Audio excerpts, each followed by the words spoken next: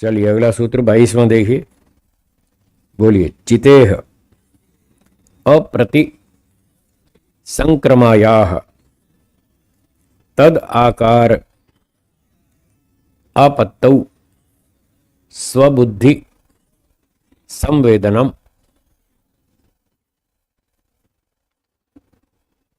अब ये जो थोड़ी देर पहले बात चल रही थी ना कि आत्मा मन को आदेश देता है, मन आंख से कहता है कि वो फलाना चित्र देखो, फिर आंख देखती है, आंख वहां तक जाती है, उस वस्तु तक कनेक्ट होती है, संबंध जोड़ती है, फिर वो फोटो खींचती है उसकी घड़ी की। मान लो टाइम देखना है, उदाहरण के लिए आपको टाइम देखना है, वो सामने दीवार पे घड़ी लगी है, तो आत्मा की इच्छा हुई कि भाई मुझे टाइम देखना है, टाइम बताओ कितना है। उसने मन से कहा भाई टाइम दिखाओ, मन ने आंख को बोला टाइम दिखाओ, आंख फिर उस तरफ गई, उससे कनेक्शन जोड़ा घड़ी से, और घड़ी का फोटो खींच के वो मन के पास लाई। तो वो जो मन में फोटो छपी घड़ी की कि 9:25 हो रहे हैं, ठीक है, जब घड़ी को देखा और पता चला 9:24-25 हो रहे हैं, ये फोटो मन में आई और मन में छपी, तो आत्मा ने फिर उसको देखा कि हाँ 9:25-24-25 हो रहे हैं। ऐसे आत्मा को जानकारी होती है। तो इसमें जानकारी की प्रक्रिया बताइए, प्रोसेस, कि इस तरह से जानकारी होती है। सूत्र को देखिए। चितेह अप्रतिसंक्रमाया, चिति शक्ति जो चेतन आत्मा है, चिति शक्ति उसको चेतन शक्ति कहते हैं, वो अर्थात आत्मा। अप्रतिसंक्रमाया, ये वस्तु की ओर गति नहीं करती, संक्रमण गति, अप्रतिसंक्रमण गति नहीं करती। आत्मा निकल के शरीर से घड़ी तक नहीं जाएगा, आत्मा शरीर में ही रहेगा, ठीक है। घड़ी यहां से 50 फीट की दूरी पर है, तो आत्मा 50 फुट आंख से बाहर निकल के घड़ी तक नहीं जाएगा, वो अंदर ही रहेगा। इसलिए कहा अप्रतिसंक्रमाया, जो शरीर से निकल के बाहर नहीं जाता, वो अपने नौकरों को काम दे देता है। आत्मा का पहला नौकर है मन, तो आत्मा ने मन को आदेश दिया टाइम पता लगाओ। फिर मन के बाद दूसरा नौकर है आंख, फिर मन ने आंख को बोला, जैसे कंपनी के मालिक ने मैनेजर को बोला, और मैनेजर ने फिर स्टाफ के कर्मचारी को बोला कि जाओ पानी लेकर आओ। मैनेजर थोड़ी पानी लाएगा, वो अपने नीचे वाले स्टाफ को बोलेगा जाओ पानी लेकर आओ। तो आत्मा जो है वो कंपनी का मालिक समझ लीजिए, मन उसका मैनेजर समझ लीजिए, और आंख को उसका स्टाफ समझ लीजिए, कर्मचारी। तो जैसे पानी लेने कर्मचारी गया था, इसी तरह से आत्मा ने मन को कहा, मन ने आंख को कहा, आंख फिर गई वहाँ फोटो खींचने घड़ी का, टाइम का पता लगाने के लिए कि देखो कितना बजा है। तो आंख ने देखा, उस वस्तु से कांटेक्ट किया, और फिर वहाँ का फोटो खींचा, 9:25 हो रहे हैं, वो फोटो ला करके मन में छाप दिया आंख ने वहाँ का, लो जी इतना बजा है। अब जब वो मन में फोटो छप गई, तो जैसे कर्मचारी पानी ले आया, उसने मैनेजर को दिया, मैनेजर ने बॉस को दिया, मालिक को दिया, तो मन ने आत्मा को परोस दिया, लो जी 9:25 हुए, आपने कहा था टाइम देखो, लो देख लिया इतना बजा है। ऐसे प्रक्रिया चलती है, ठीक है। अब सूत्र के शब्द देखिए। जो चिति शक्ति अप्रतिसंक्रमा है, जो घड़ी तक चल कर नहीं जाती, तद आकारा पत्तौ, उसकी फोटो मन में प्राप्त होने पर, घड़ी की फोटो जानकारी मन में आती है इंद्रियों से, इस तरह से जो यहाँ प्राप्त होती है मन में, फिर स्वबुद्धि संवेदनम, फिर जो फोटो मन में आती है वो फिर आत्मा में, उसकी जानकारी आत्मा को हो जाती है, आत्मा उसको देखता है तो उसको पता चल जाता है। स्वबुद्धि आत्मा का जो ज्ञान है, तो उसको जानकारी होती है, संवेदनम जानकारी होती है। तो आत्मा को ये जानकारी हो जाती है घड़ी में 9:25 हो रहे हैं, ऐसे होती है। तो इस सूत्र में बताया आत्मा कहीं नहीं जाता, मन भी शरीर से बाहर नहीं जाता, बाहर का काम इंद्रियां करती हैं, अंदर का काम मन करता है। ये दोनों आत्मा के नौकर हैं। मन अंतःकरण है, इंद्रियां बाह्यकरण है। वो बाहर काम करती हैं। अब बाहर एक बम फूटा दिवाली पर, बच्चे बम फोड़ते हैं ना, शोर मचाते हैं जोर से, सुतली बम फोड़ा किसी ने, तो वो आवाज कान में आ गई, इंद्रिय में, तो कान इंद्रिय ने उस ध्वनि को पकड़ लिया और उसकी सूचना मन को दे दी कि भाई ऐसे जोर से बम फटाका फूटा है, ऐसा जोर का धमाका हुआ है। वो शब्द की जानकारी मन को दे दी, तो जैसी मन में आएगी वैसी आत्मा को पता चलेगी। वो दोनों की जानकारी सेम। अगर बम फूटा है तो बम की आवाज पता चलेगी, अगर कार का हॉर्न बजाए तो कार की हॉर्न की आवाज की उसी वही आवाज का पता चलेगा कि ये तो हॉर्न बज रहा है। और कोई टक्कर हो गई दो गाड़ियों की, तो उस टक्कर से जो ध्वनि होगी वो उस तरह की कान में आएगी, उस तरह की मन में आएगी, उसी तरह की आत्मा को पता चलेगी कि यहाँ कोई टकराई ये दो चीजें। इस तरह से सामने लाल रंग का दृश्य है तो आंख उसको लाल लाल फोटो को खींचेगी और मन में लाल लाल छाप देगी, और आत्मा जब देखेगा तो लाल लाल दिखेगा, जैसी फोटो आई वैसा दिखेगा। यह है स्वबुद्धि संवेदना। बोलिए। है मन कहीं बाहर नहीं जाता, ये हम बोल देते हैं, तन में मनो शिव संकल्पमस्तु यद जाग्रतो दूर मुदयति दैवम। मेरा मन जो जागते हुए दूर दूर भागता है, वो सुप्त तदु सुप्तस्यापि, वो सोते समय भी भागता रहता है, सपने में भी दूर दूर चला जाता है, अमृतसर बंबई दूरंगमम। तो उसका अर्थ है ये दूर जाने के समान व्यवहार करता है, दूर जाता नहीं है। हमें ऐसा लगता है जैसे मन बंबई पहुंच गया हो। लालचंद जी बंबई जाते रहते हैं। अब आप आंख बंद करो और चौपाटी का सीन देखो, फटाफट दिखेगा आपको। आपको लगेगा जैसे मेरा मन बंबई पहुंच गया, आपको ऐसा लगेगा, जबकि मन अभी बंबई गया नहीं है, मन तो शरीर में ही है। बंबई का जो फोटो का संस्कार आपके मन में है, वो संस्कार यहां जाग गया। उस संस्कार के जागने से आपको वो बंबई की स्मृति सामने स्क्रीन पे दिख रही है, मन की स्क्रीन पे वही चित्र यहां दिख रहा है। समुद्र दिख रहा है, लहरें दिख रही हैं, पत्थर दिख रहे हैं बॉम्बे चौपाटी पे, ये सारा सीन आपको यहीं दिख जाएगा। पर आपको लगेगा ऐसे जैसे आपका मन बंबई पहुंच गया हो, ऐसा लगता है, जबकि जाता नहीं है। न्याय दर्शन में इस पर एक प्रसंग आया कि जब व्यक्ति कोई चीज का स्मरण करता है तो स्मरण करते समय मन शरीर में ही रहता है या उससे बाहर निकल जाता है? तो उत्तर दिया कि शरीर में ही रहता है, बाहर नहीं जाता। बोले क्यों नहीं जाता? लगता तो ऐसा है जैसे मन बाहर निकल गया हो, बंबई चला गया हो, जयपुर चला गया हो, ऐसा लगता है।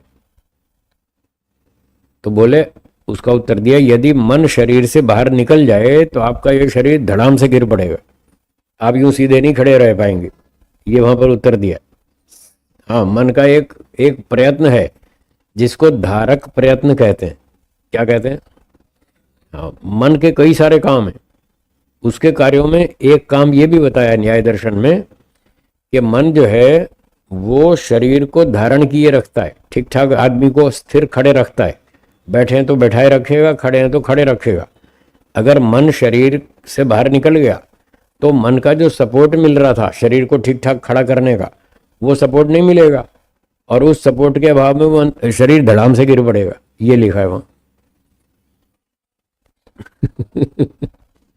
और स्मृतियां पता नहीं कहाँ कहाँ की आती हैं, वो सब ऐसे ही लगता है कि मन चेन्नई पहुंच गया समुद्र किनारे, कभी बंबई पहुंच गया, कभी कलकत्ता पहुंच गया, कभी भुवनेश्वर, कभी लुधियाना, कभी चंडीगढ़, कभी बंगलोर।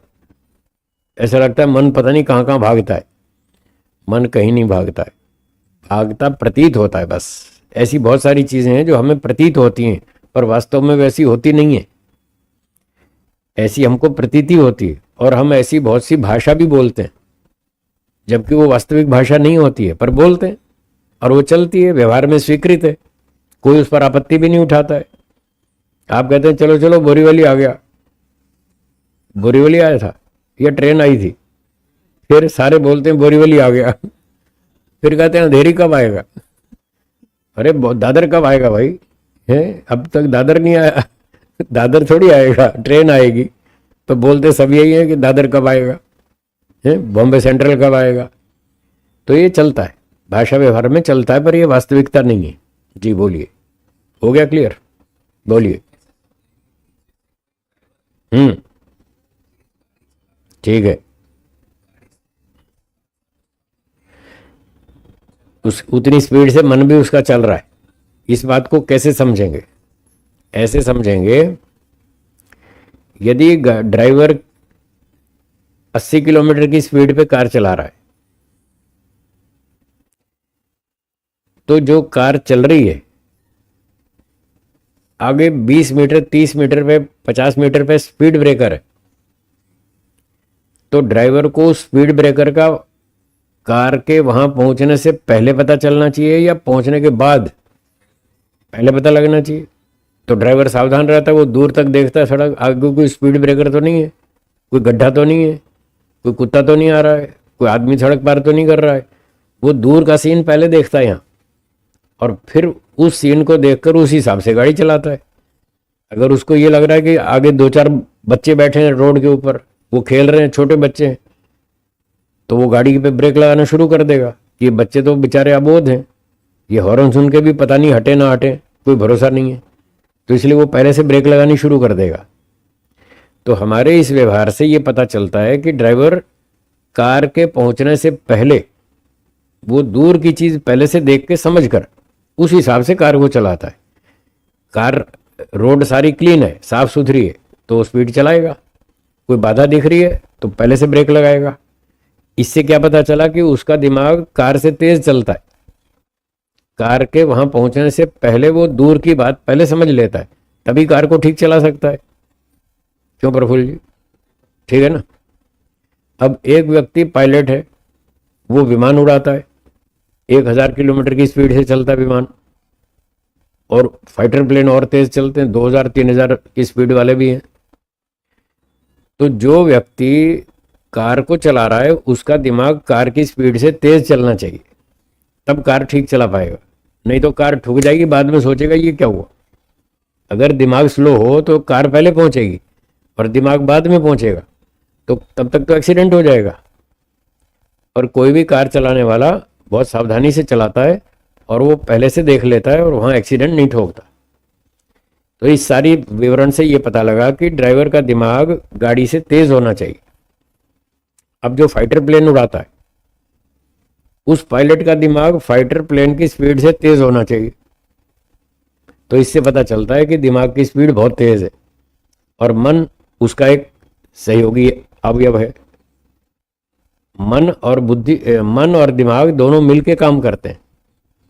मन का ये कार्यालय है ब्रेन का एक हिस्सा, जिस हिस्से में मन का कनेक्शन है, तो वो सोचने चिंतन करने का जो ब्रेन में एरिया है, मन का कनेक्शन उससे, सोचना, विचार करना, ऊहा करना, स्मृति करना, ये सारे रोल जिस एरिया से होते हैं ब्रेन के, मन का कनेक्शन उससे, वो इसका ऑफिस है, ब्रेन वाला हिस्सा।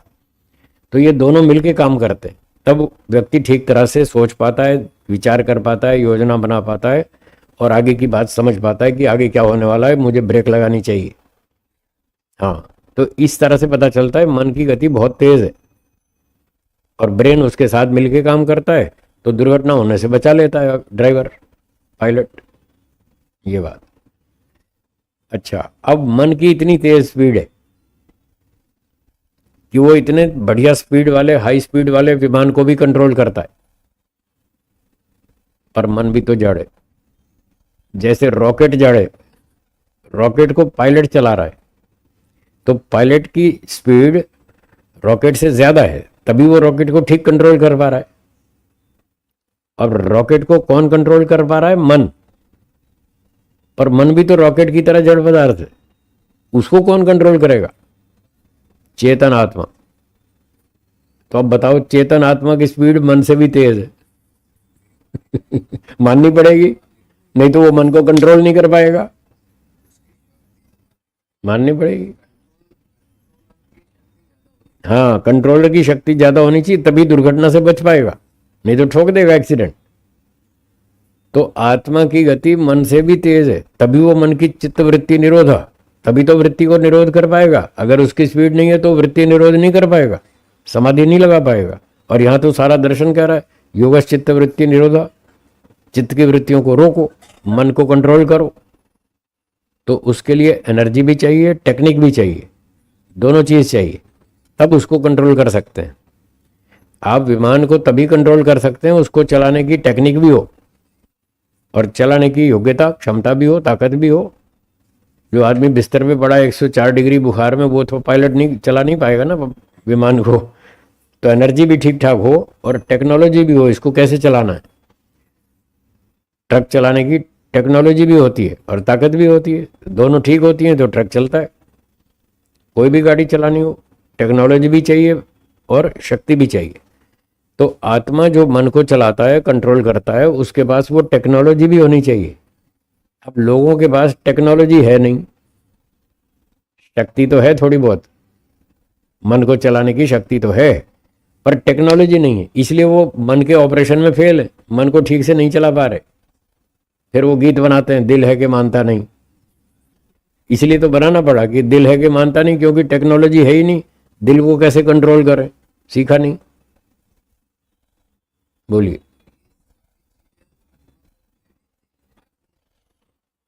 हाँ, निमित्त से आती हैं, निमित्त से आती हैं। उसको भगवान ने मन ऐसा दिया, बुद्धि ऐसी दी, शरीर ऐसा दिया, इंद्रियां ऐसी दी, और खाना पीने की वस्तुएं पंच महाभूत बनाए, फल फूल शाक सब्जी बनाए। इन सारी चीजों से आत्मा को एनर्जी मिलती है और उस एनर्जी को और अपनी चेतना को, दोनों को जोड़कर फिर वो कंट्रोल करता तो कर सकता है। अगर ये सारी नैमित्तिक शक्तियां उससे छीन ली जाए तो पत्थर की तरह बेहोश, पत्थर की तरह पड़ा रहेगा, उसको पता ही नहीं चलेगा मैं हूं भी या नहीं हूं। जैसे प्रलय में आत्मा बेहोश पड़ा रहता है, उसे कुछ पता नहीं है, चेतन होते हुए भी बेहोश पड़ा रहता है, वो कुछ नहीं जानता, कुछ नहीं कर सकता, अपनी शक्ति बहुत कम है। बाहर की शक्तियां लेके फिर वो एक्टिव हो जाता है, फिर चुस्त हो जाता है, फिर सारे काम करता है। ऐसा ही मुक्ति में होता है। मुक्ति में ये शक्तियां तो यहीं छूट जाती हैं। ईश्वर अपनी शक्ति देता है तब होश में आता है। अगर ईश्वर भी ना दे और प्रकृति की साधन भी ना हो तो फिर बेहोश जी, तब कुछ नहीं भोग पाएगा, कुछ नहीं कर पाएगा, फिर प्रलय जैसी स्थिति हो जाएगी, बेहोश। ठीक है।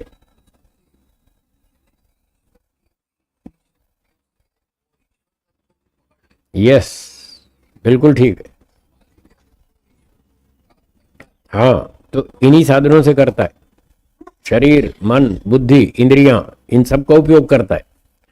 वो जो कल परसों बात चल रही थी ना कि आत्मा मन का उपयोग नहीं करता समाधि में, ये कोरी भ्रांति है, बिल्कुल भ्रांति है। एक छोटा सा तर्क देता हूं, आपको तुरंत समझ में आ जाएगा।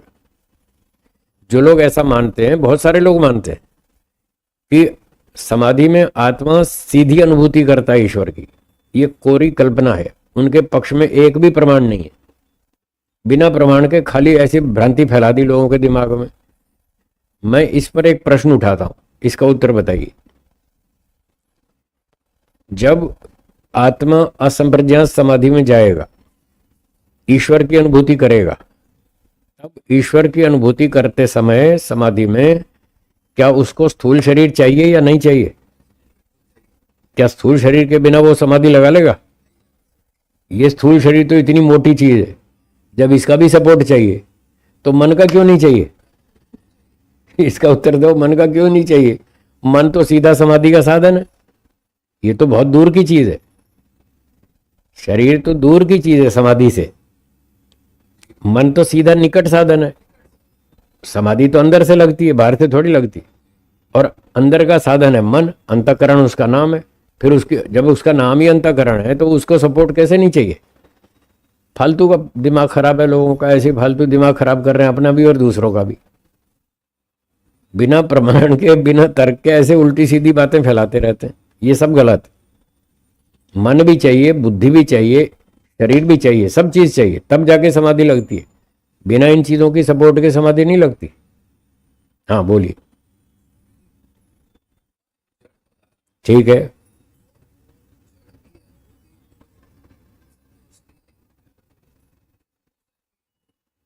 जड़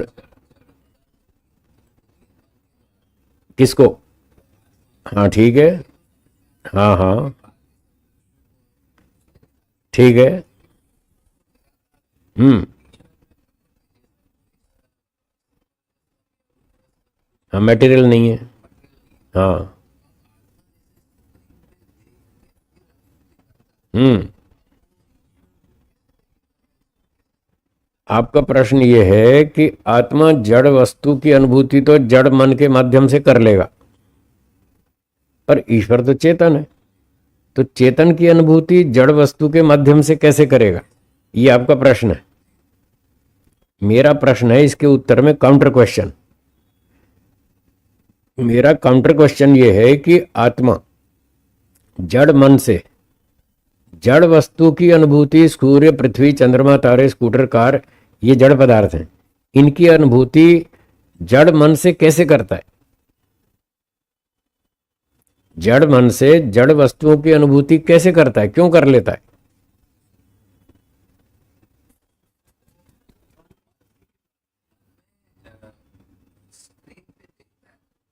तो मतलब मन में इतनी क्षमता है, मन में इतनी क्षमता है कि वो जड़ वस्तु का ज्ञान कराने में समर्थ है, हाँ या ना?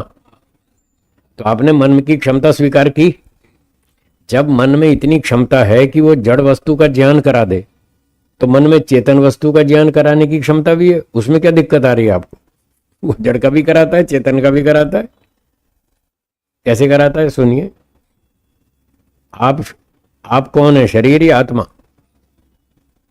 आप जड़ हैं या चेतन? आपको अपनी अनुभूति हो रही है कि मैं हूं? मन से हो रही है या बिना मन के हो रही है? बोलो, मान लिया कि नहीं? मन से आत्मा की अनुभूति हो रही है, आत्मा चेतन है। आपको अपने आत्मा की अनुभूति इस जड़ मन से हो रही है, यह प्रत्यक्ष प्रमाण है। जब मन से आत्मा की अनुभूति हो सकती है चेतन की, तो मन से परमात्मा की अनुभूति क्यों नहीं हो सकती? दोनों चेतन है। बोलो। अभी पकड़ में नहीं आई बात? प्रफुल्ल जी को आई? आ गई, देखो इनको समझ में आ गई। फिर सुनिए, फिर आएगी, फिर दोबारा दोहराता हूं। आप चेतन हैं, आत्मा। क्या आपको अपनी अनुभूति हो रही है? हो रही है ना? आप महसूस कर रहे हैं मैं हूं? क्यों जी, आप लोग महसूस कर रहे हैं मैं हूं? या कोई ऐसा भी सोच रहा मैं नहीं हूं? ऐसा तो कोई भी नहीं कहेगा मैं नहीं हूं। सब महसूस कर रहे हैं हाँ मैं हूं। जब तक होश में है तब तक आप कहते हैं हाँ मैं हूं। तो आप महसूस कर रहे हैं मैं हूं। ये किसकी अनुभूति है? आत्मा की। कौन अनुभव कर रहा है? आत्मा। किसके विषय में अनुभव कर रहा है? आत्मा के विषय में, अपने विषय में। आप अपने विषय में ये अनुभव कर रहे हैं मैं हूं, ये आत्मा की चेतन तत्व की अनुभूति है। और किस साधन से हो रही है, या बिना साधन के हो रही है? किस साधन से हो रही है? मन से हो रही है। मन जड़ है या चेतन? मन जड़ है। आत्मा चेतन है, मन जड़ है। आप आत्मा हैं, आपको अपनी अनुभूति हो रही है। किससे हो रही है? मन की सहायता से हो रही है। जब मन की सहायता से चेतन आत्मा की अनुभूति हो रही है, यह प्रत्यक्ष है। तो चेतन परमात्मा की अनुभूति मन से क्यों नहीं हो सकती? उसका अनुमान कर लो। जब आत्मा की हो रही है तो ईश्वर की भी हो जाएगी। हाँ, 10,000 बार दोहराओ, समझ में आएगा। अहंकार का रोल ये होगा, वो आत्मा को मैं हूं की अनुभूति कराने में अहंकार भी सहयोग देता है, और मन भी सहयोग देता है, और तीसरा बुद्धि है वो भी सहयोग देती है। तीनों देते हैं। हाँ, पर ज्यादा रोल इसमें अहंकार का होता है। मैं हूं की अनुभूति में ज्यादा रोल अहंकार का होता है। अगर आपका शरीर ठीक है, स्वस्थ है, तो आप ये महसूस कर रहे हैं कि हाँ मैं हूं, तो क्या इसमें शरीर का स्वास्थ्य आपको सहयोग नहीं दे रहा है? सपोर्ट तो दे भी रहा है ना। ये जड़ शरीर, स्थूल शरीर भी तो सपोर्ट कर रहा है। आप शरीर ठीक है, आपका नॉर्मल टेम्परेचर है, आपको बुखार नहीं है, आप नशे में नहीं है, सब ठीक ठाक है, तभी जाके आप महसूस कर रहे हैं मैं हूं। तो इन चीजों का भी तो सपोर्ट है ना इसमें। पर सीधा सीधा सपोर्ट अहंकार का है, मैं हूं की अनुभूति में। जैसे देखने में सीधा सीधा सपोर्ट आंख का है, सीधा सीधा सपोर्ट किसका है? तो आप देख रहे हैं, जबकि और चीजें भी सहयोग कर रही हैं। उनका सहयोग थोड़ा परोक्ष है, आंख का प्रत्यक्ष है, सीधा सहयोग है। तो जैसे देखने में आंख का सीधा सहयोग है, बाकी चीजों का गौण है, थोड़ा बहुत है सपोर्ट। सुनने में कान का सीधा सीधा सपोर्ट है, शब्द को पकड़ने में, बाकियों का सपोर्ट थोड़ा गौण है। इसी तरह से सोचने में, विचार करने में सीधा काम मन का है, और मैं हूं की अनुभूति में सीधा सपोर्ट अहंकार का है, और डिसीजन लेने में सीधा सपोर्ट बुद्धि का है। तो ये सारे सांख्य दर्शन में सबका रोल लिखा हुआ है। ये सांख्य दर्शन का प्रमाण है कि मन ये काम करता है, बुद्धि ये काम करती है, अहंकार ये काम करता है। ये सारे आत्मा के सेवक हैं, सारे उसके नौकर हैं, सारे जड़ पदार्थ हैं, सारे दृश्य हैं, सारे उसके साधन हैं। आत्मा इन सब का राजा है, इन सब का यूजर है, इनका कंज्यूमर है, इनका लाभ लेने वाला है। ये सारे सूक्ष्म है, सारे ही सूक्ष्म है। हाँ, इतने सूक्ष्म यूं निकल जाते हैं, पता नहीं चलता। आत्मा भी, शरीर, मन भी, इंद्रियां भी, बुद्धि भी, अहंकार भी मरने के बाद ऐसे यूं निकल जाएंगे, किसी को पता नहीं चलेगा कहाँ गए, कब गए, कौन कौन चला गया, किसके साथ चला गया, कुछ पता नहीं चलता।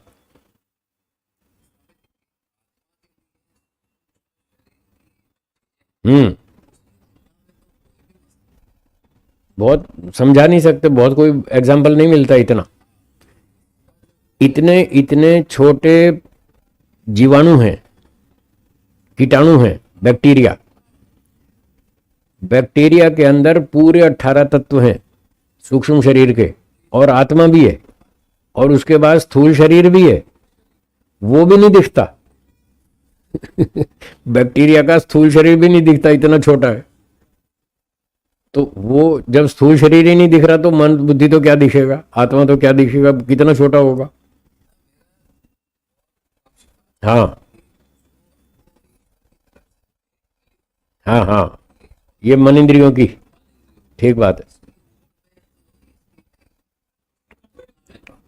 हाँ, कोई चीज नहीं है, कोई चीज नहीं है,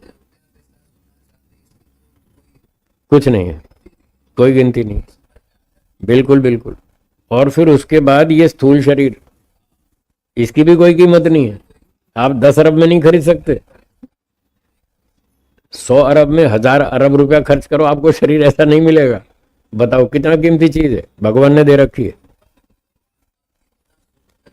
बिल्कुल। और ये स्थूल शरीर भी और सूक्ष्म शरीर भी, मन बुद्धि इंद्रियां, सारी चीजें कितनी मूल्यवान है, और आदमी इसकी कीमत ही नहीं समझ रहा, यूं ही टाइम बर्बाद कर रहा है। कोई दारू पीने में, कोई सिगरेट पीने में, कोई पागलपन में, कोई जुए में, कोई शराब में, कोई कहाँ। हाँ बस, धंधे में लगे। लोग धंधे में लगे हैं, और इसका कीमत नहीं समझ रहे कि इन चीजों को समझ के फटाफट तपस्या करके मोक्ष में चले जाएं, तो यहाँ संसार के दुख छूट जाएंगे। तो ये काम भी बहुत अच्छा है, महत्वपूर्ण है। इस पर भी थोड़ा समय लगाना चाहिए, बुद्धि लगानी चाहिए, थोड़ा खर्चा भी करना चाहिए। जैसे मेडिकल साइंस में डॉक्टर बनने के लिए कितना खर्च करते हैं, सीए करने के लिए कितना पैसा खर्च करते हैं, इंजीनियर बनने के लिए कितना पैसा खर्च करते हैं। तो ये अध्यात्म को समझने के लिए कोई पैसा नहीं खर्च करते। तो पैसा भी खर्चो, समय भी खर्चो, बुद्धि भी खर्चो, सब चीज लगाओ इधर, तो देखो क्या आनंद मिलेगा। डॉक्टर, इंजीनियर, पायलट बन के तो थोड़े दिन की सुविधा मिलती है, 70-80 साल की। और ये चीज सीखो तो करोड़ों साल की, अरबों साल की, इतनी बढ़िया आनंद मिलता है। आप सोचो इसकी कितनी कीमत है, इस विद्या की, जिससे अरबों वर्षों तक का आनंद मिलता हो, ऐसी विद्या का कितना मूल्य होगा।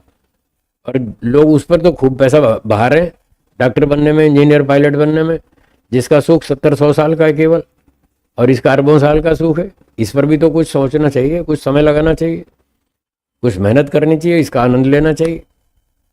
जिसको समझ में आएगा वो करेगा, जिसको समझ में आएगा वो करेगा। हाँ जी, बोलिए।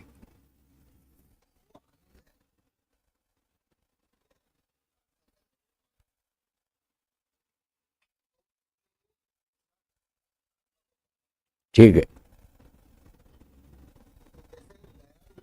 जी,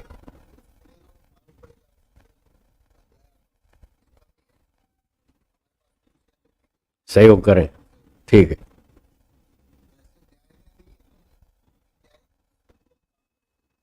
ठीक है। ठीक है। ठीक है।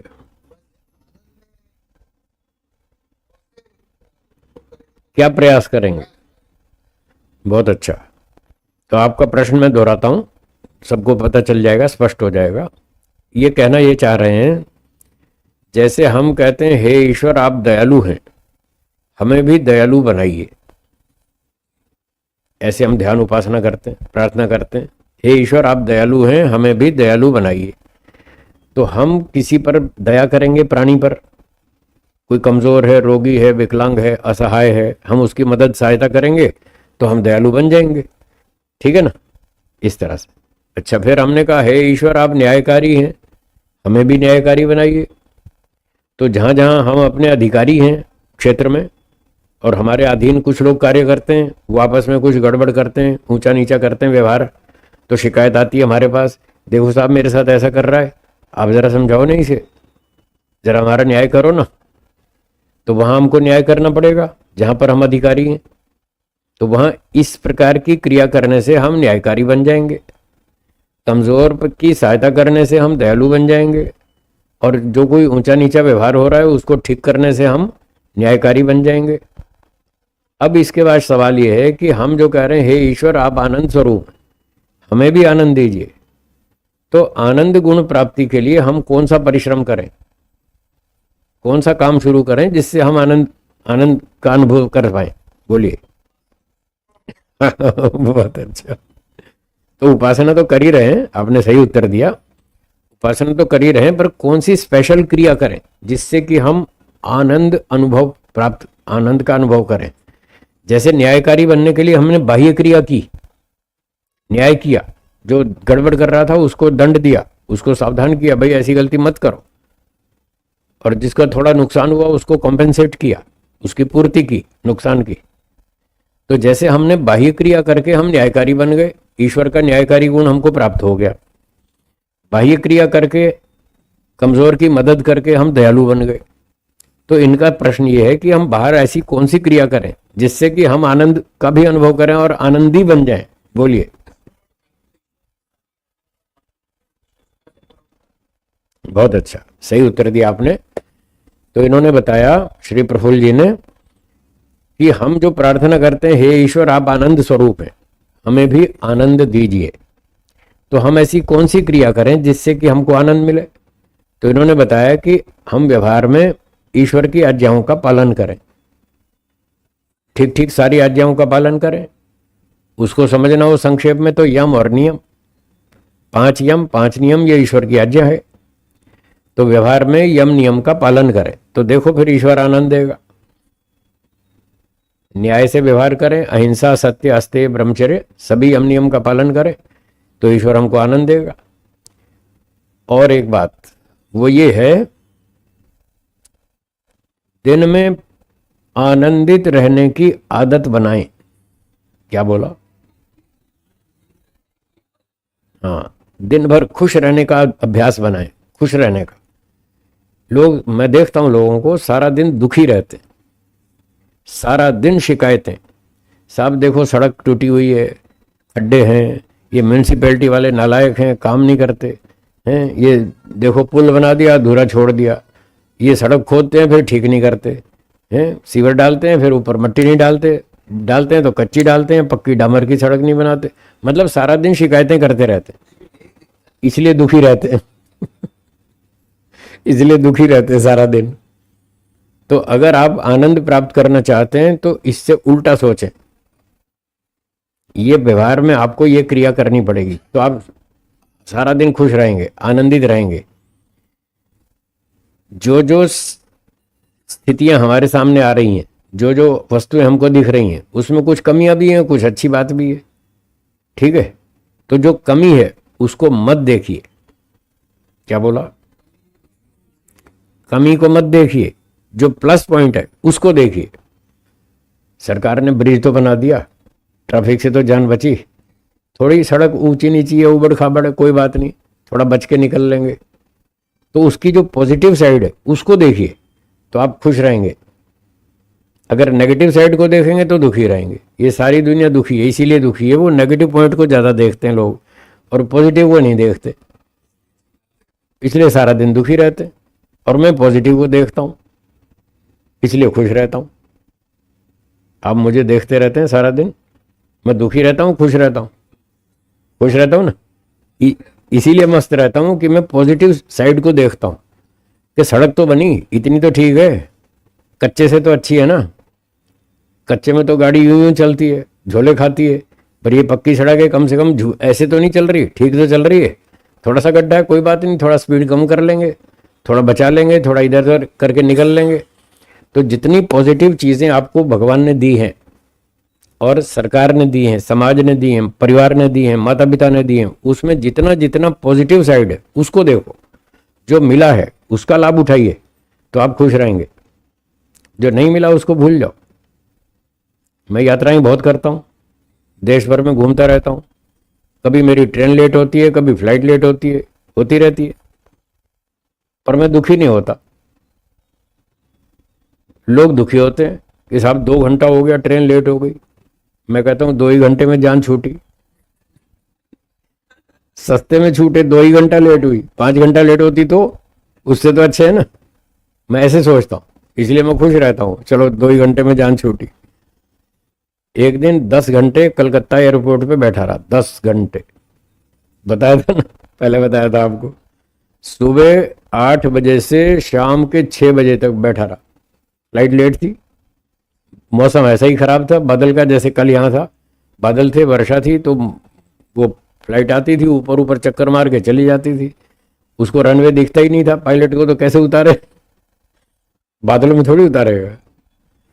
तो वो ऐसे मौसम ठीक नहीं था, खराब था, तो ऐसे करते 2-2 घंटा करते करते 10 घंटा लेट हुई। मैं 10 घंटे बैठा रहा एयरपोर्ट पे, दुखी नहीं हुआ, क्योंकि मैं पॉजिटिव देखता हूँ। मैंने ये क्या सोचा, मैंने कहा टिकट कैंसिल नहीं हुई, यही बड़ी बात है। फ्लाइट लेट हुई कोई बात नहीं, कम से कम फ्लाइट कैंसिल नहीं हुई। कैंसिल होती तो मुझे और 5-7-10 हज़ार रुपये नए खर्च करने पड़ते, वो 10 हज़ार तो बच गए, नई टिकट नहीं खरीदनी पड़ी, 10 हज़ार रुपये बच गए, और उसी टिकट में फ्लाइट वाले हमको दिल्ली पहुंचाएंगे कलकत्ता से, तो ये क्या कम है? तो मैं इस प्लस पॉइंट्स को देखता हूँ, इसलिए खुश रहता हूँ। तो आपको भी यही करना चाहिए, दिन भर शिकायतें मत करो। शिकायतें, कमियां तो हैं, संसार में हैं, आप भी देख रहे हैं, मैं भी देख रहा हूं, दोनों के लिए वही दुनिया है, बस सोचने का ढंग अलग है, सोचने का ढंग अलग है। ये ढंग ठीक कर लें, नेगेटिव सोचेंगे तो दुखी रहेंगे सारा दिन, पॉजिटिव सोचेंगे तो खुश रहेंगे। तो जो मिला है उसका लाभ उठाओ, जो नहीं मिला उसको भूल जाओ, ये तरीका है। इस तरह आप पुरुषार्थ करेंगे तो फिर आप कहेंगे ओम आनंद, हे ईश्वर आप आनंद स्वरूप हैं, हमें भी आनंद दीजिए, भगवान खूब आनंद देगा। समय समाप्त हो गया।